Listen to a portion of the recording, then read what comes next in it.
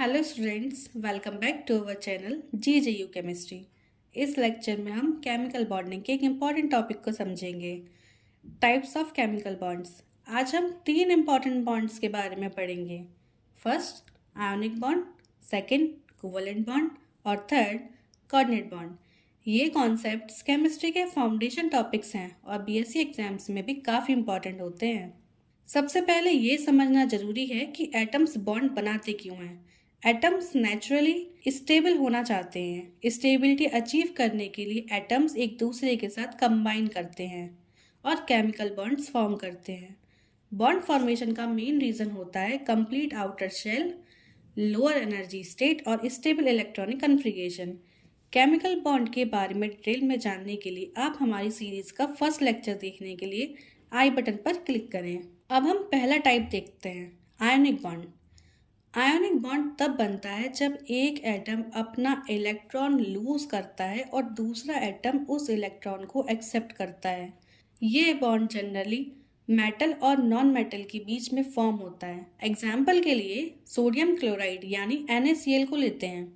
यहाँ सोडियम अपना electron lose करता है और क्लोरीन उस इलेक्ट्रॉन को गेन करता है। इस प्रोसेस में Na+ और Cl नेगेटिव आयंस बन जाते हैं।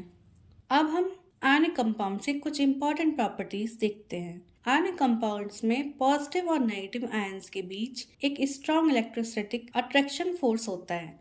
इस वजह से इनका मेल्टिंग पॉइंट और बॉइलिंग पॉइंट जनरली काफी हाई होता है और जब ये मॉल्टन स्टेट या सॉल्यूशन में होते हैं तो इलेक्ट्रिसिटी कंडक्ट भी करते हैं। अब हम स्टडी करेंगे दूसरे बॉन्ड की, यानी कोवलेंट बॉन्ड। कोवलेंट बॉन्ड में इलेक्ट्रॉन्स ट्रांसफर नहीं होते बल्कि एटम्स इलेक्ट्रॉन को शेयर करते हैं। ये bond usually non metal atoms के बीच फॉर्म होता है। एग्जाम्पल के लिए हाइड्रोजन मॉलिक्यूल्स H2 को लेते हैं। दोनों हाइड्रोजन एटम्स एक एक इलेक्ट्रॉन शेयर करते हैं और स्टेबल कन्फिगरेशन अचीव कर लेते हैं। कोवलेंट कंपाउंड्स की कुछ प्रॉपर्टीज भी डिफरेंट होती हैं। ये कंपाउंड्स मॉलिक्यूल्स के फॉर्म में एग्जिस्ट करते हैं। इनका मेल्टिंग पॉइंट आयोनिक कंपाउंड से काफ़ी कम होता है और जनरली ये इलेक्ट्रिसिटी कंडक्ट नहीं करते। अब हम बात करेंगे तीसरे टाइप की, जो है कोऑर्डिनेट बॉन्ड।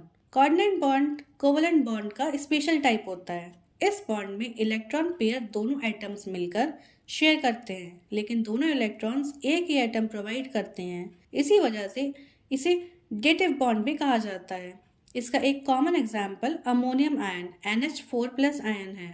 इस टेबल की हेल्प से हम इन 3 बॉन्ड्स के बीच डिफरेंस को इजीली समझ सकते हैं। आयोनिक बॉन्ड में इलेक्ट्रॉन ट्रांसफर होता है, कोवलेंट बॉन्ड में इलेक्ट्रॉन शेयरिंग होती है और कोऑर्डिनेट बॉन्ड में दोनों इलेक्ट्रॉन्स एक ही एटम डोनेट करते हैं। अगर एग्जाम पॉइंट ऑफ व्यू से ये बातें इंपॉर्टेंट हैं, ये पॉइंट्स BSc एग्जाम में काफ़ी बार पूछे जाते हैं। तो आज के लेक्चर में हमने केमिकल बॉन्ड्स के मेन टाइप समझे, आयोनिक बॉन्ड, कोवलेंट बॉन्ड और कोऑर्डिनेट बॉन्ड। अगर आपने ये लेक्चर ध्यान से समझा है तो बॉन्डिंग का बेसिस कॉन्सेप्ट आपको क्लियर हो गया होगा। नेक्स्ट लेक्चर में हम बॉन्डिंग के और इम्पोर्टेंट कॉन्सेप्ट जैसे इलेक्ट्रोनेगेटिविटी और बॉन्ड पोलैरिटी पढ़ेंगे। लेक्चर हेल्पफुल लगा हो तो चैनल को सब्सक्राइब जरूर करें और वीडियो को लाइक भी करें। Thank you for watching.